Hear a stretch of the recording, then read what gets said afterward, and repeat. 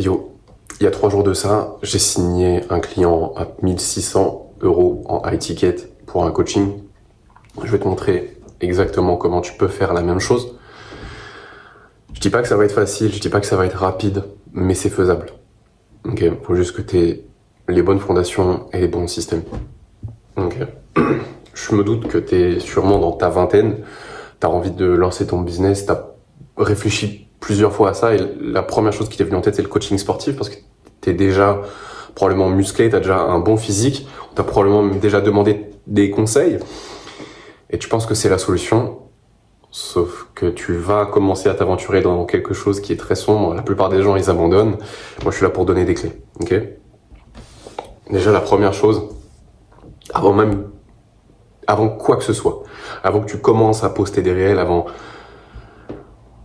que tu commences à prendre des appels de vente de quoi que ce soit, juste prends conscience que ça va prendre énormément de temps. Après ça dépend si tu te fais accompagner ou pas, mais bon bref, je suis pas là pour faire ma promotion, mais ça va te prendre plusieurs mois avant d'avoir ton premier client si tu te lances tout seul. Et ça, faut que tu sois ok avec ça. Tu vas pas avoir des clients faciles et en particulier high ticket. High ticket, qu'est-ce que ça veut dire ? Ça veut dire, il y en a qui disent plus de 500 €, il y en a qui disent plus de 1 000 €, d'autres plus de 2 000 €, mais grosso modo, c'est 500 € et au-delà. Okay. Bon, même si high ticket, en vrai, c'est pas 500 €, mais vas-y, on va dire 500 € et au-delà pour te faciliter la tâche.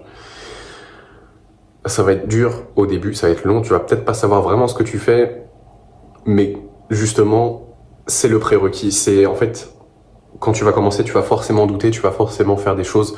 Tu vas dire, mais putain, mais qu'est-ce que je suis en train de faire ? Est-ce que ça va vraiment marcher ? Les gens, ils veulent pas de mon programme, je comprends pas. C'est normal au début. C'est totalement normal. Ton contenu, il sera peut-être pas ciblé comme il faut. Ta prospection, elle sera pas géniale. Bref, tes vidéos YouTube non plus. Donc, maintenant que tes attentes sont bonnes, que tu sais que ça va être difficile, et si tu penses que parce que c'est difficile, il y a forcément quelque chose qui doit être plus facile, bah non, tu vas te heurter à un mur et tu vas changer de business model à chaque fois. Le business de coaching, c'est super. Pas parce que c'est facile ou parce que c'est mieux que les autres, c'est super parce que tu changes la vie des gens. Alors, c'est pas du dropshipping où tu vas juste créer une boutique et tu vas juste dropshipper des articles. C'est pas du trading où juste tu vas parier sur les marchés financiers. Alors, je te dis ça alors que j'ai été trader. Hein. Mais là, c'est vraiment quelque chose de très très profond, de très spirituel, où tu vas aider les gens, tu vas te sentir accompli, tu vas voir des gens évoluer grâce à toi. Et ça, c'est exceptionnel, c'est génial. Et dans une vie, tu veux absolument ça. Et c'est en ça que c'est un super business model. C'est pas parce qu'il va potentiellement te permettre de générer plus d'argent. C'est pas ça. Parce qu'en soi, tous les business models font de l'argent. Mais lui, il peut t'apporter un sentiment d'accomplissement profond parce que tu aides vraiment les autres. Ok ? Il y a des vraies transformations qui ont lieu. Et en particulier quand tu es coach sportif en ligne, par exemple, quand tu veux développer ton coaching sportif en ligne, ça c'est génial. Ok ? Il n'y a pas que, tu vois, par exemple, si tu veux être coach en timidité, coach en séduction, par exemple, tu vois. Mais en fait, tout ce qui est du coaching en ligne, high ticket, c'est, je pense, le business model qui te permet de transformer le plus la vie des gens. Et je vais te montrer comment faire. Déjà, la première chose, l'intro était peut-être un peu longue, mais au moins c'est bien, on a filtré les gens qui n'ont pas envie.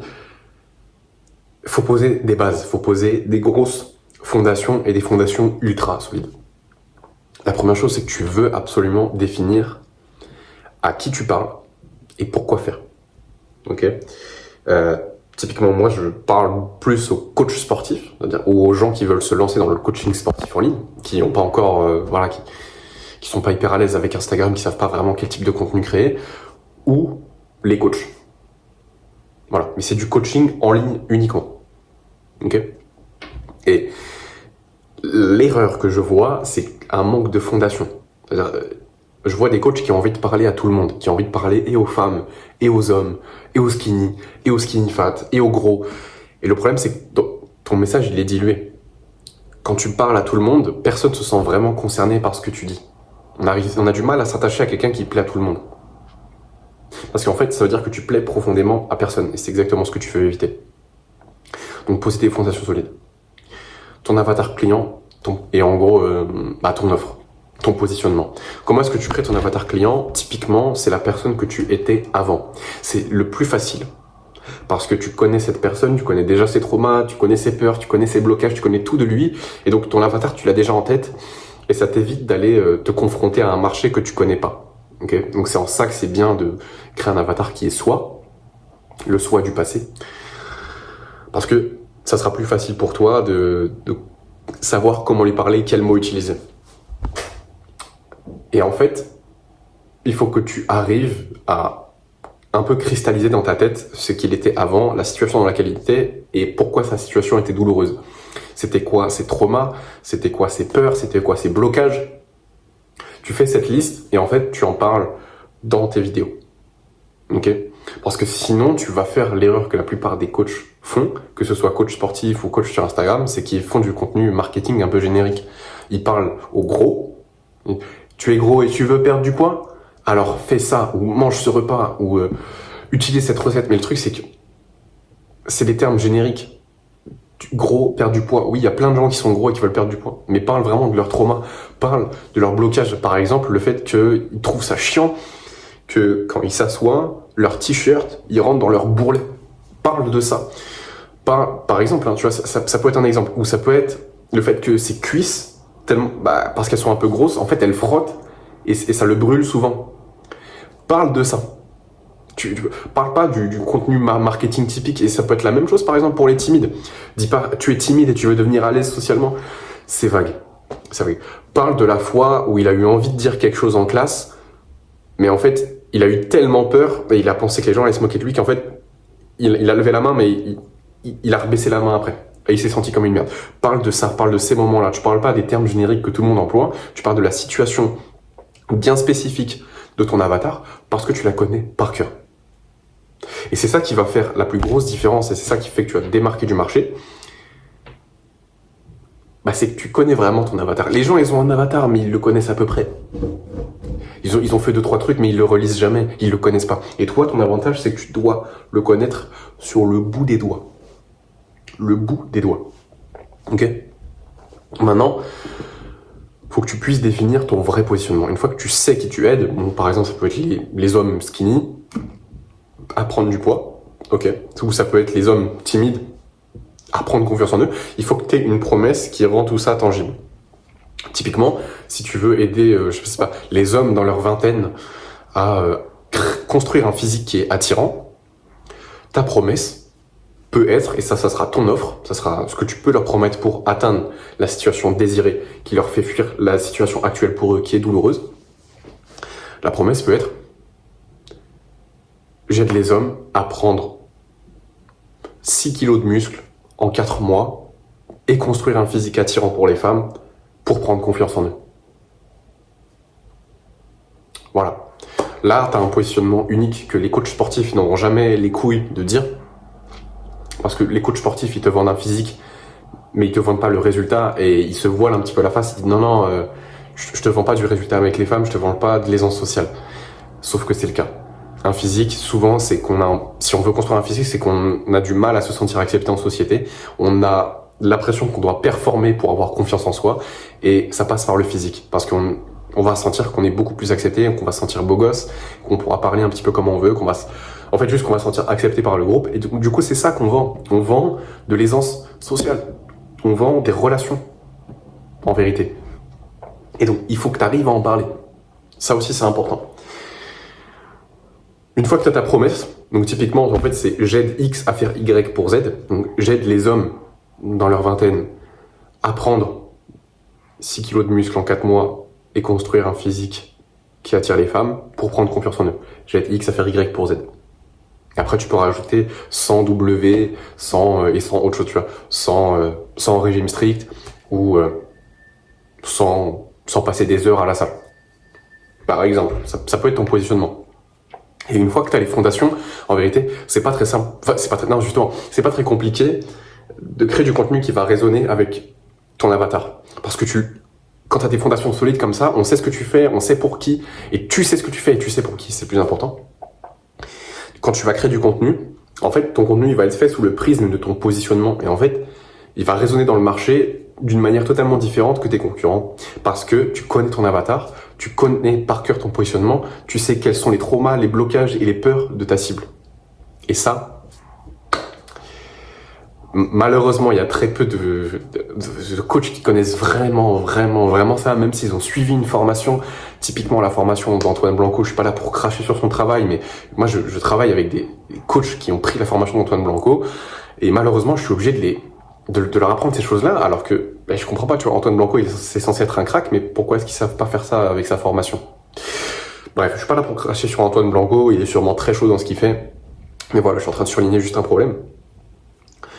Maintenant que tu as les fondations, il faut que tu te concentres sur le côté acquisition. Ensuite, il va y avoir fidélisation, éducation et ensuite la vente. Une fois que tu as les fondations, tu te concentres sur l'acquisition. Donc, c'est-à-dire un réel par jour, plusieurs vidéos YouTube dans la semaine et c'est pas très compliqué. Vraiment, même moi là, ça me prend... Si tu connais ton sujet, c'est facile. Au début, ça sera inconfortable parce que tu sais pas quoi dire, tu sais pas comment parler à la caméra et c'est ok. C'est totalement ok, c'est normal au début. Tes premières vidéos, elles seront à chier, tes premiers réels, ils seront vraiment moyens. Mais c'est pas grave, on s'en fout. Il faut absolument commencer parce que c'est en faisant du volume et en mettant des actions tous les jours que tu vas y devenir meilleur. Ça sert à rien d'essayer d'attendre de faire le meilleur montage, de faire le meilleur script, tu t'en fous. Tu commences à enregistrer ta vidéo YouTube, tu la postes, tu trouves un réel que t'aimes bien et que tu peux répliquer dans ta niche qui a bien fonctionné. Voilà, c'est parti. Et sur le côté acquisition, ça va être essentiellement ça. Et le but, c'est que sur chaque réel ou chaque vidéo YouTube, tu règles un pain point précis de ton audience, de ton avatar. En fait, ce que tu vas faire, c'est que tu vas lister toutes les étapes qui sont nécessaires pour ton avatar pour arriver jusqu'à sa situation désirée que tu représentes. Donc toi, par exemple, si tu veux être coach sportif, si t'es coach sportif, il faut que tu arrives à lister toutes les étapes de ton avatar client jusqu'à toi. Donc ça peut être par exemple s'inscrire à la salle, faire son programme, faire sa première séance, comment faire une bonne liste de courses, comment traquer ses calories, c'est quoi les principes de la progression, comment mettre en place de la surcharge progressive. En fait, toutes ces étapes-là qui sont ultra importantes, tu vas les lister. Et en fait, il y a plein de problématiques que ton avatar va rencontrer vis-à-vis de ces étapes. Et toi, tu vas régler ces problématiques dans tes vidéos. Et là, ça s'appelle des vecteurs de valeur.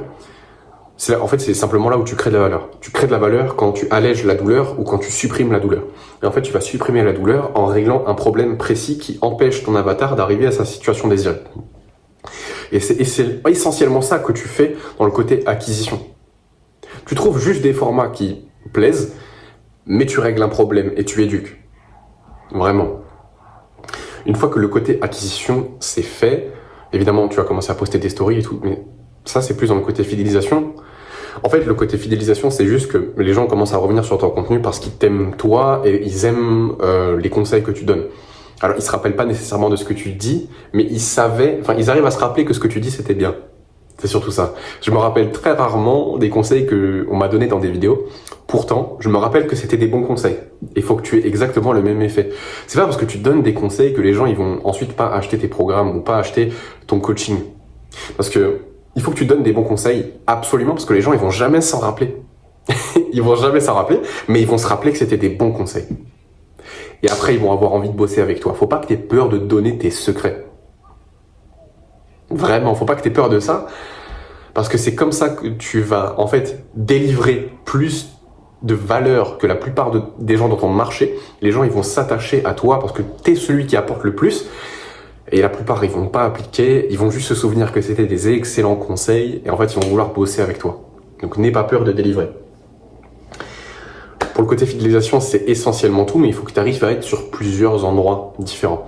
Il faut que tu arrives à être sur Instagram, dans le réel, mais aussi dans les stories, c'est ultra important. Il faut que tu montres un petit peu ce que tu fais au quotidien. Alors évidemment, montre pas toute ta life non plus, montre pas quand tu te branles, ou je sais pas, bref, quand tu fais un truc à la con, tu vois.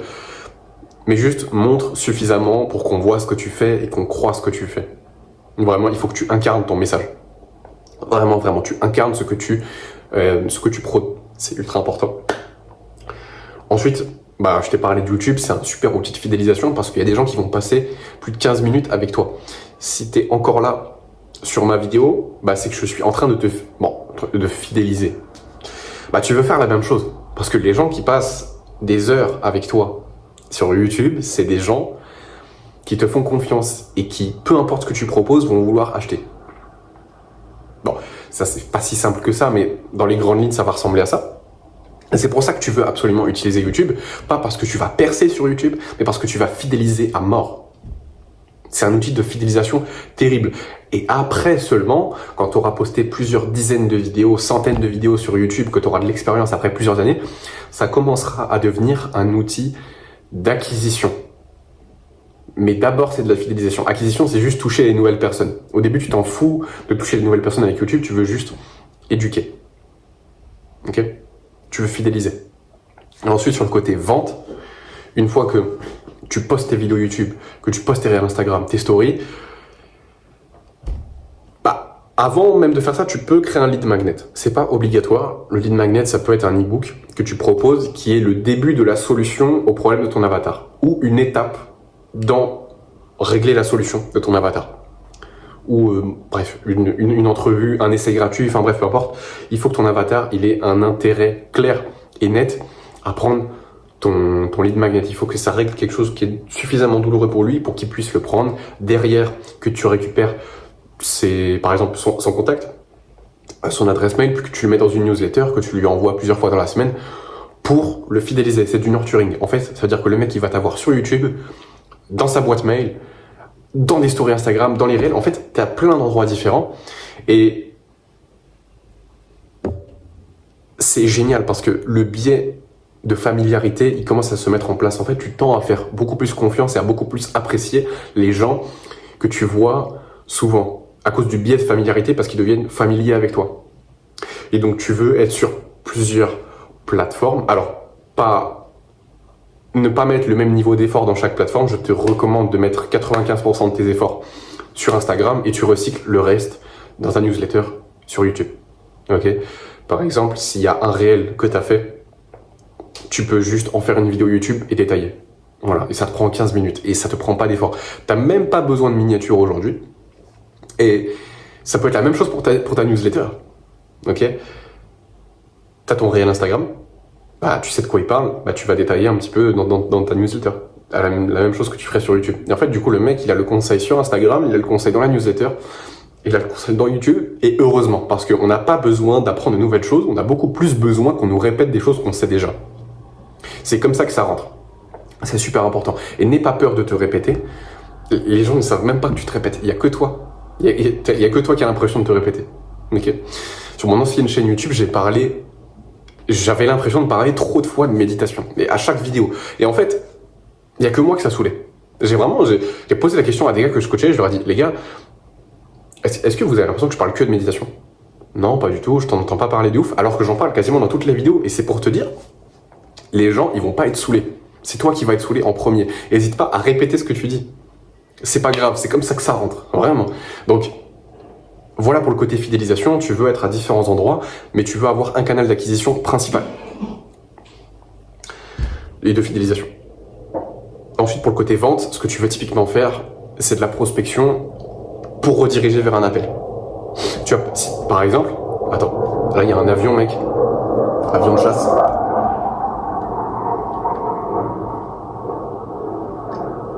Ouais, c'est bon.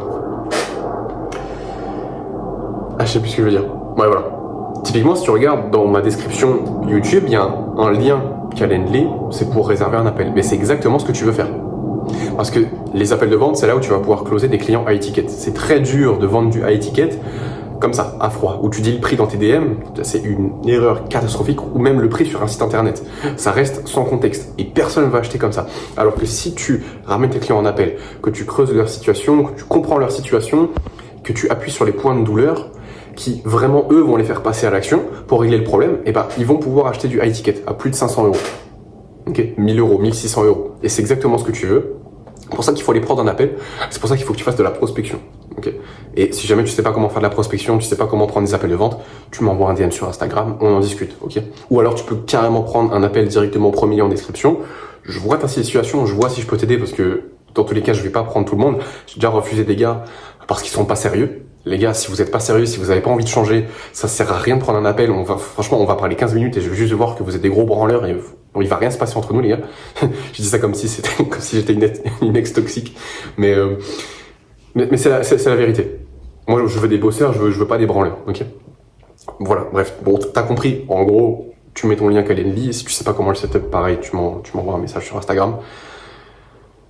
Et là, tu vas commencer à prendre des appels de vente. Tu vas commencer à faire de la prospection qui va typiquement ramener un appel de vente. Et c'est comme ça que tu vas pouvoir avoir plusieurs appels de vente par jour et ensuite pouvoir vivre de ça.